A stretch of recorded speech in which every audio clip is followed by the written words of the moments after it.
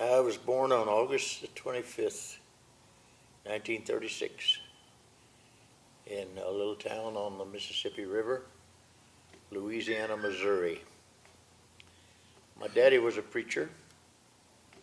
He evangelized, and finally he pastored a church, and we moved about quite a bit from church to church. And in my early teens, we moved to Moline, Illinois. And in those days, we had monthly youth rallies where all the youth from all of our churches would gather in one church, and it'd be a different place every month. And I had a wonderful friend named Bill Shue. And of course, he had a car. I had a bicycle.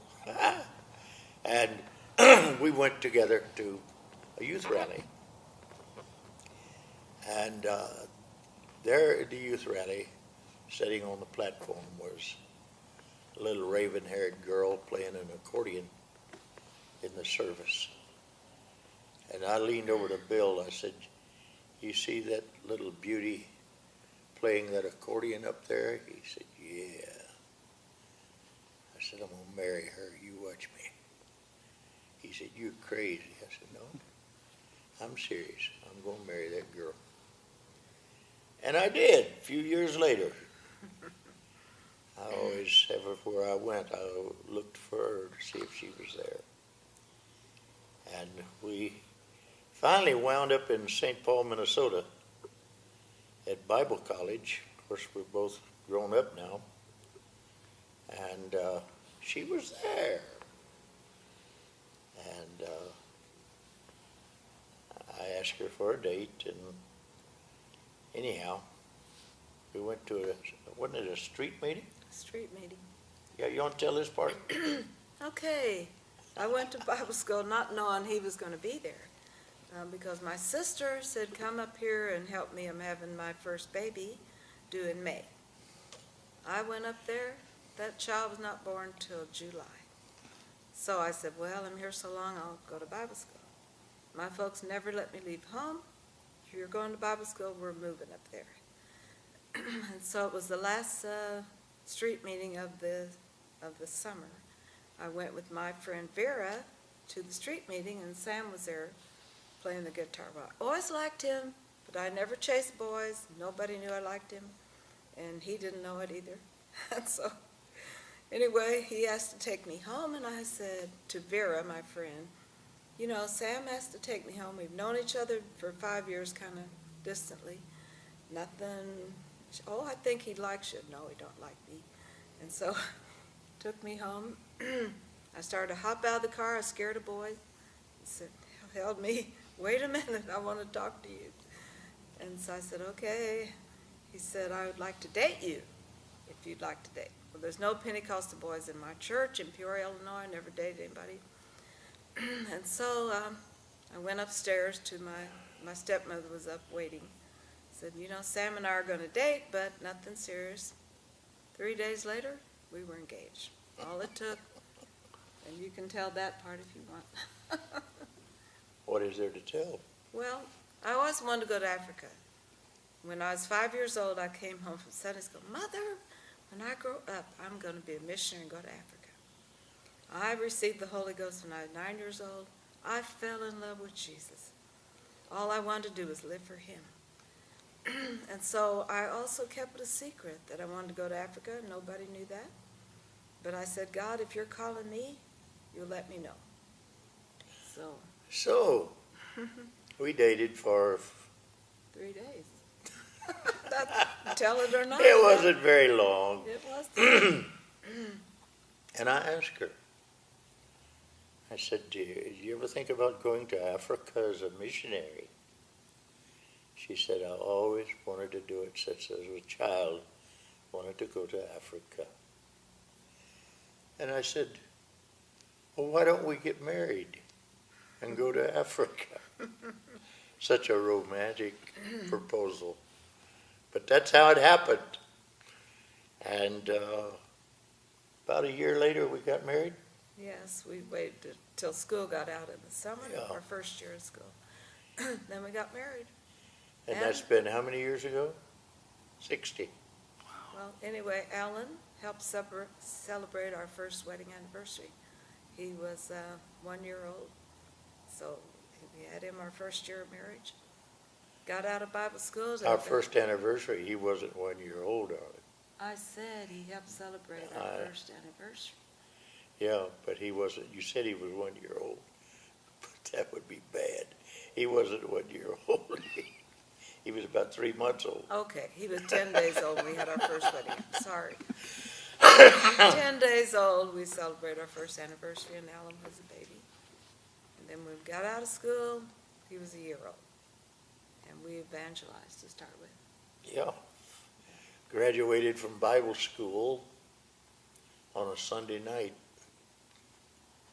and started our first revival in a little town in Wisconsin, Stanley, Wisconsin. We preached our first revival there, started on a Tuesday night. Graduated Sunday night, started our ministry Tuesday night. And we haven't quit. We've been married 60 years now, and we spent a long time in Africa. And we came home for a few years and went back to evangelize. And we've labored in 44 countries around the world. Our first appointment was to Liberia, West Africa. And it was amazing how that came about. I was pastoring a church by then in Moline, Illinois, where I had been since I was 15 years old when my dad was the pastor there. And he decided he wanted to leave, and I've graduated from Bible college now, and the church asked me if I would consider being their pastor. So it was my first church where I grew up, my formative years. And we had our second child, Gayla, was she? She was born in Southern Illinois. Southern Illinois. Yeah. Our second church was Cesar, Illinois, and our daughter was born there at Benton Hospital. And she was, how old when the storm came? 8 days old. Mother had just got home from the hospital with our new baby. And Alan was 21 months old. Yeah, and the storm came, tore the house down around us, and we were as black as that camera there. Tore the chimney down, the flue, and we were heated with burning coal in a stove. And I mean, we had soot all over us. And the baby was fine. I knew the storm was bearing down on us, and we just had guests drive in, pull in our driveway. I said, come in here. We're about to be hit with this thing. And I got everybody down on their hands and knees along the strongest center wall, and I had the baby under me with my head on the floor, and she was between my knees and my head, my arms wrapped around her. And that storm took the roof off, took the walls down, and there we were when it was over. And it was funny. Amazing how God kept his hand on us. We had an undertaker that lived across the street, and he was chiding me one day shortly after that. He said he thought that the preacher was going to give him some business. He thought surely we'd be killed in that storm, but we weren't. And he gave me a beautiful sport coat. And so we were at some gathering, and he was smarting off about it, you know, how I cheated him out of a good funeral. And so I responded I said, I love my neighbor, but I said, he gave me the most beautiful sport coat you ever saw. But I said, the thing is so weird. I said, every time I hang it up, the sleeves go like this. So I got even with him that day. And we had a successful tenure there. And did we go from there back to Moline? Okay, back up a little bit. Tell it, girl. We had our first 4 children in 5 years. We were pastoring in Moline. We'd been married 10 years when God called us to Africa. But during those years, God was getting us ready for the mission field. We went through a tornado.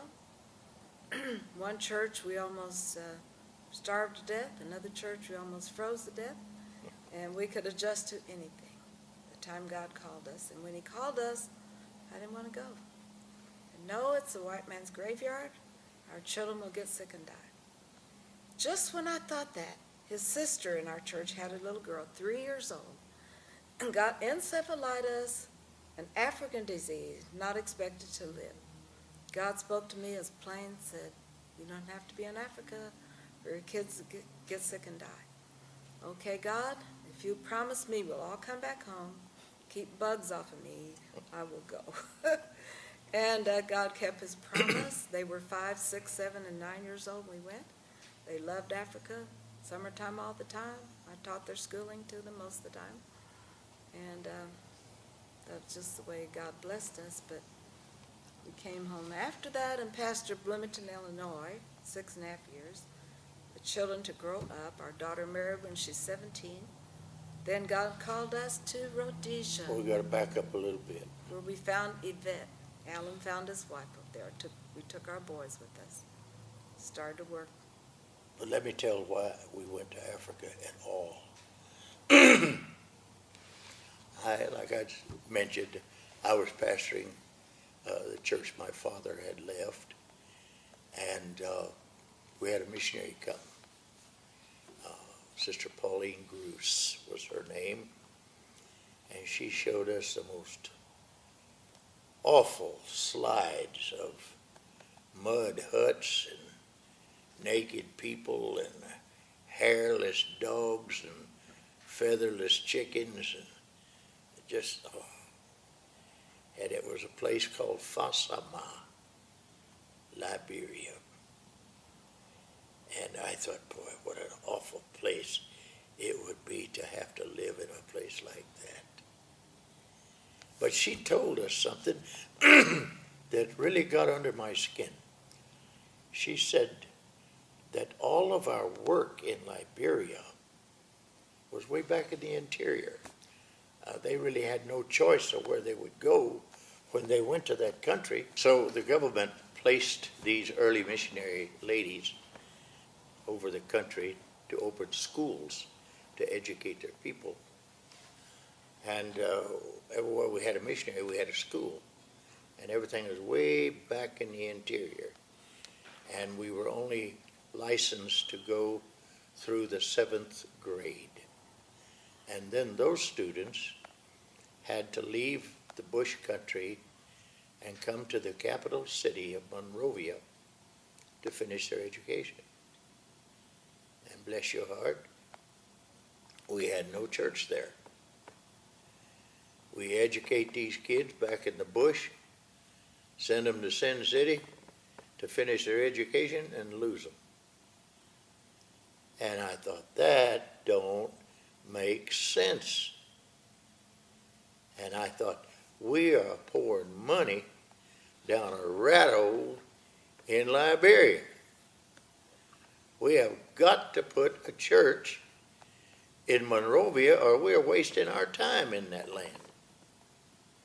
And so I took it before my church, and we put a big thermometer up on the wall, and it started with $0 all the way up to $10,000.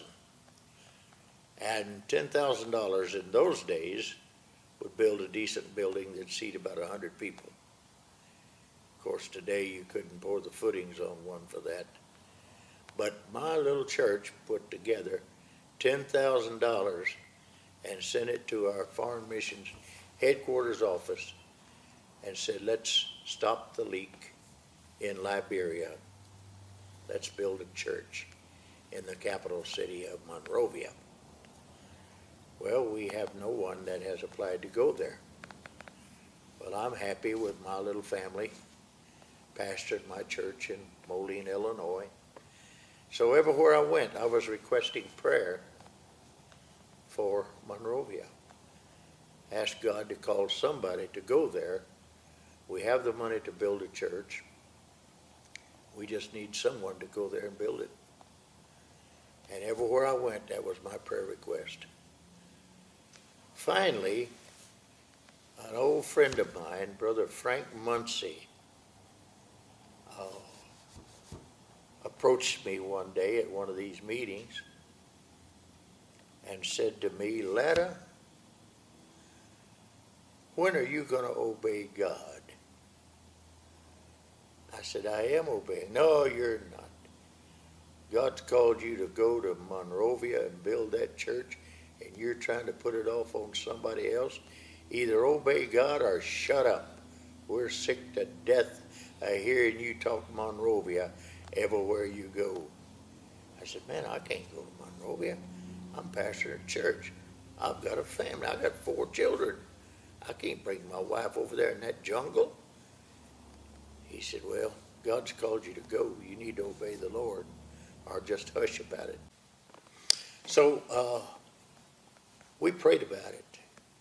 And I said, well, there's one thing about our church. They don't send anybody to the foreign field just off the cuff. They missionary meets foreign missionary board, and they hear their burden and hear what they have to say, and then they usually tell them, well, we appreciate that, brother, sister. Pray about it this year. Come back next year. And I said, now, God, if you are calling me to go to Liberia, I don't want any of that stuff. And I meet the board. I'm willing to meet them. You let them appoint me the first time I meet the board. Now, I'm not playing games. I've raised the money to put up this church, and I will go. But I don't want them playing games with me. And so we went to San Antonio, Texas, to our general conference, and we met the Foreign Missionary Board. Long story short, they appointed us the first time we met the board. And not only that, but we were the youngest missionaries ever to be appointed by the United Pentecostal Church at that time. But they told me that the first year I was going to be back there in the bush at that awful, awful place that we saw in those slides. And number 2, I had to learn to fly an airplane because that was our only mode of transportation in that country over the bush. No roads back there, just jungle, So we hit the road traveling, getting people, soliciting support and partners, people that would stand with us while we were gone with a monthly offering every month to support us on the field. And while we were traveling here in America, I took flying lessons. Every time I came to a city that had an airport, that had a church, we were going to be there. I'd get there early enough, go to the airport, get a flight instructor, show him my log, tell him what I had, where I was, give me a lesson. And I got my ticket with 40 hours. My son Regan just got his recently. It took him almost 100 hours. So I went to Africa with my wife and 4 kids to fly that bush with 40 hours. God was good to us. We went back there in the jungle, and we had some Wonderful times. You want to talk about that, honey, living in that mud house? No, but after I was homesick, I'd never been away from home in my life, and all of a sudden, dropped down in the middle of a jungle. He had to leave every week to get supplies to keep the mission going. After 1 year, we got to go to Monrovia, and then I was okay. And God blessed us. He built the church over there in a very busy corner, laid every block himself, and filled it up before we finally came home to pastor. And that church now, tell how big it is now. They had to enlarge That it. church, they had to, they tore down 2/3 of my building to add a new structure. They run over 700. They built a church complete with a balcony, and that was my church was the first church there. Now it's one of 12. We have 12 churches there in the capital city. We have schools. We have a high school. We have a Bible college there. We have 2 clinics where we treat sick people. We have a library. All of it come from our small beginning, from the little church in Moline, Illinois, that raised the money to build that first church. So what year was that? 1965. So 65 is when so 50 years, in 50 years, it's grown that much. Yes. It's amazing. And we have 20-some churches over the country now. They went through 20 years of war. They had a wonderful missionary that stood with them, because we were home by then. Stood with them and blessed everything, so we're definitely in the will of God. We went because the church started in our living room. And I was invited to come to Ghana and Nigeria. And we organized our church in both of those countries. Baptized a lot of people, so a lot of folks received the gift of the Holy Spirit in both of those countries. We loved Ghana so much. I would have transferred to Ghana at one time, but God wanted us where we were. And we built that church in Monrovia. And there was a black brother that was there in the military. Help me with his name, baby. Albert Stewart. Albert Stewart. How could I forget Albert Stewart? A prince of a man. And he was there with the United States military. And he come driving by one day. I was laying stone on the front of the church and putting up the sign, United Pentecostal Church. And he come in, he was dressed in the shortest shorts anybody could ever see on a guy, and a strapped T-shirt, and smoking the biggest cigar you ever laid your eyes on. And he was puffing away, and he pulled in there, and he said to the missionary, "Pentecost, is that some kind of holiness?" He said, "Yes, it is." He said, "Good, man. We're holiness. We'll just come to church here." So he said, "Welcome. We want you to." And so Brother Doyle Spears and his family came to Liberia to preach a revival. And in that revival, Albert Stewart and his wife both received the gift of the Holy Ghost. And he became our missionary that replaced me later in Liberia. He was there through the war. Now, this story happened while we were still back in the bush. I had a baptismal service one day, and I guess we must have had, I don't know, I'm guessing 16 to be baptized. And we had a little stream that cut through the mission that was deep enough, we baptized there. And I had those people in that water to baptize them, and I was preaching just a little bit to them, I guess. And all of a sudden, there's like a bunch of ducks flying off of a lake, just tearing that water up, getting out of there. And they got up on the bank, and they called me Pa. He said, "Pa, you must come. Come just now. Very bad snake."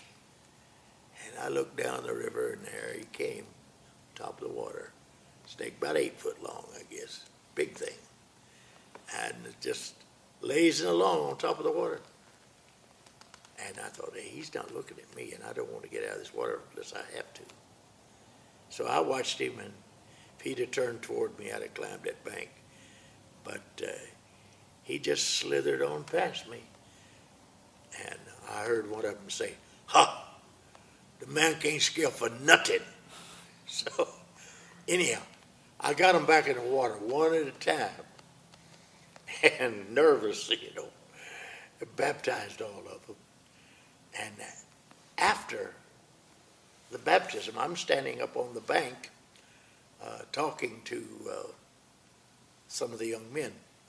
And I picked up a rock about as big as that camera and flung it out in the middle of the stream. And of course, kerplunk, and the rivulets came out from it. I said, "You see that? Watch that."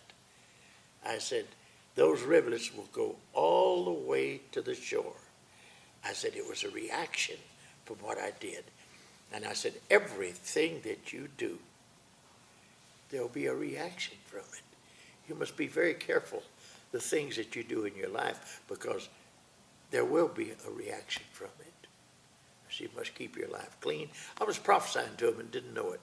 I said, I said, if I'd have flung that rock in the middle of the Atlantic Ocean, I said, the rivulets would soon have disappeared, but the effects of them would go all the way to America and all the way to Africa.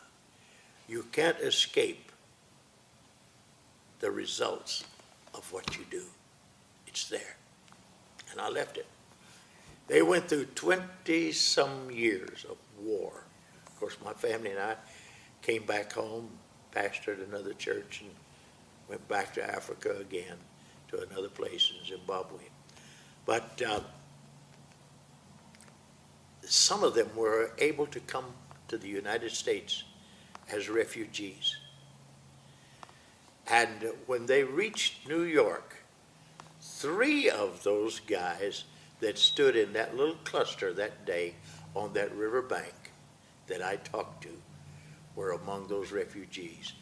And when they landed in New York, they got together and they said, the rivulets have reached America, and now we must carry on the old man's work here.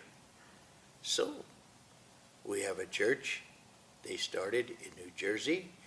We have one here between in Euless, in the Dallas area, and we have one in California.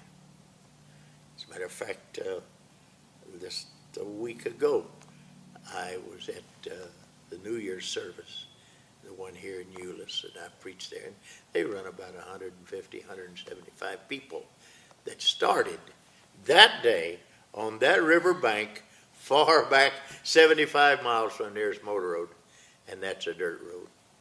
So, you see, God had his hand on us throughout all those years. Let's don't leave out Zimbabwe. We came home for 6.5 years and pastored Bloomington, Illinois. And our daughter got married. We took our 3 sons with us. By then, they're teenagers. It was called Rhodesia then. Alan met Yvette, got her saved. She was in another church, and she loved God but didn't have the Holy Ghost yet. And ended up getting married over there. Our boys, it was in the middle of a war. Our boys were exempted for 2 years, then we had to let them come home, but they introduced us to a lot of young people. We built a beautiful church in the capital city of Salisbury, Rhodesia, now Harare, Zimbabwe. Built a church, we built a campground, and built a church for an African pastor. We were there 8 years. We loved every day we were in that country. And came home to pastor a church in Atlanta, Georgia. Been there 1.5 years. We were living in the church because we had no place else to live. And an arsonist got in the building in the middle of the night, set fire to the building. We're in there sound asleep. And we woke up to a 3-story building and a 3-alarm fire, and we're sound asleep. God brought us out of there without a scratch. And we built back a beautiful building, debt-free. It burned to the ground. What year was that? That was 1986. And the building burned in 87, though. We came there in 86. Then built a beautiful building, debt-free, And after about 8 years, God called us back to travel the world, and we traveled for 11 years. And 44 countries. most amazing things happened during our lifetime. And we built a beautiful, beautiful church in Harare, Zimbabwe. Oh, yes. New Life Temple, we called it. And what a gorgeous church in a gorgeous city with wonderful people. Anyway, God did a quick work. You think a war will stop God, but it does not stop God. It's his time for revival. And we just thank God we were a part of it. We built a church at St. Mary's, Chiringuiza, called it Peace Tabernacle. And we built a tabernacle on our campground in Kwikwi, and it seat over 1,000 people. And it was called Elam Tabernacle. Elam Tabernacle. Elam was a place in the Bible that meant 12 springs, a place of 12 springs. And so our campground, that's what it actually was. And these stories are written in 2 books. I wrote my first book, Liberia Sweet. It was about Liberia.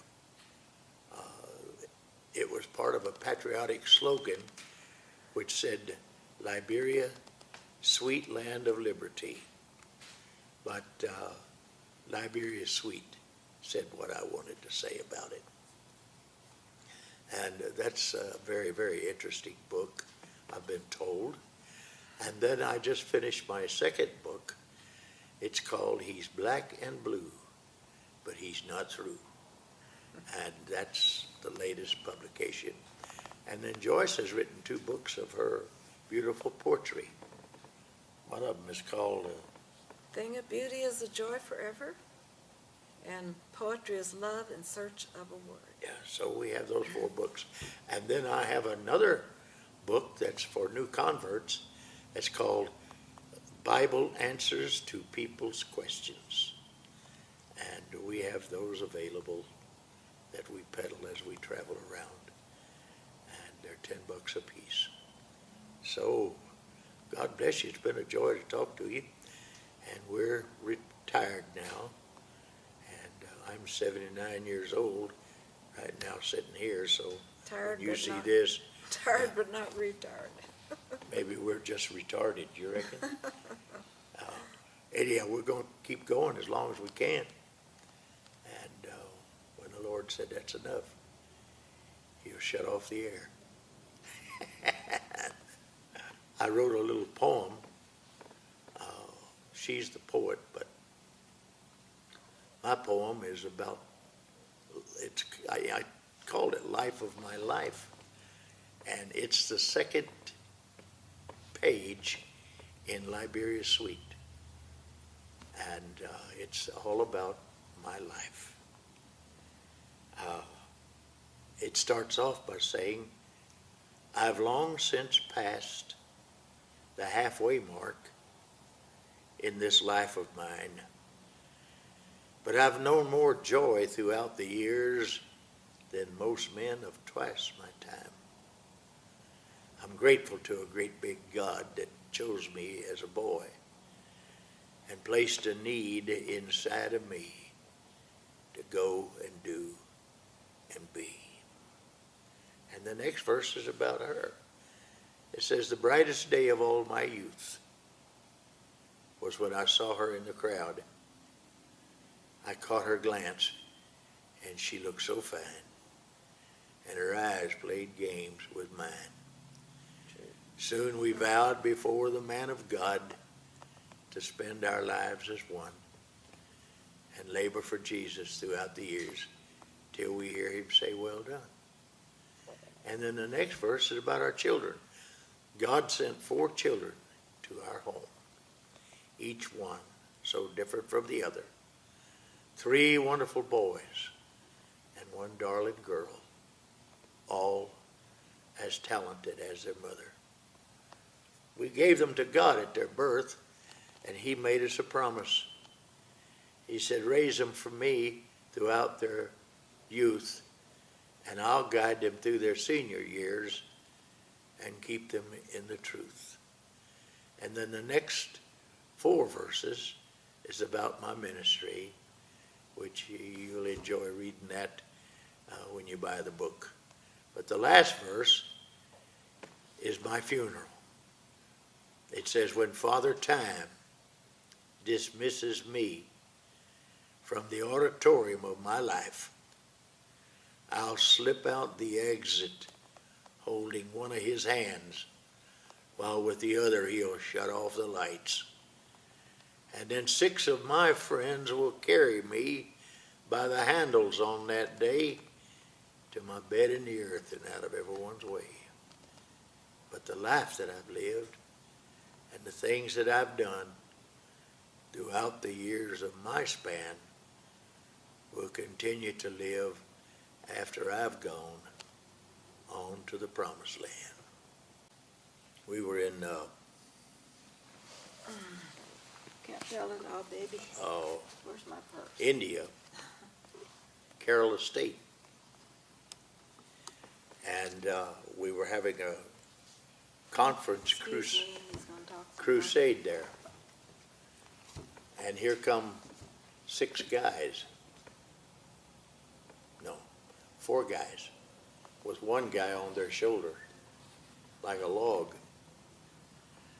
And they brought him down through the crowd and laid him down on the altar up front. And they said, 7 hours ago, this guy was brought to us. He died 7 hours ago. And we've been waiting for the undertaker to come and pick him up. And he hadn't showed up yet. So we hear that you people believe in great things. We decided we'd just bring him down here and see what you do with him. Really? And so I called the preachers around. We laid hands on him and prayed, and it's like he woke up. He sat up. 3 hours later, he's out there chopping wood for the evening meal to cook the food. Been dead 7 hours, man. In Liberia, they carried a baby on the mother's back. It died on the trip to the conference. And Brother James Murphy's baby. And his wife carried that dead baby on her back for a couple days. And they brought it in and brought it into the office where we were having a board meeting. We dropped everything and sought the Lord for that child. And it started kicking and screaming. Life came back into it. He's a prayer answering God. He's a prayer answering God. Yep. And Alan was just a little boy then. Precious. Always been a good kid. Alan never caused us any grief. None of my boys did for that. None of them never smoked, never drank, never been on drugs, never been in jail, never been in trouble with the police. And the only trouble they've had is with their dad. Zimbabwe. There's a lot of different, beautiful, different wood in it. I've dropped it so many times it's getting barked up. I'll fix it. I love this town. I always enjoy coming here. And I'm looking at a house down there just around the corner from Allen. All I'd have to do is just move into it.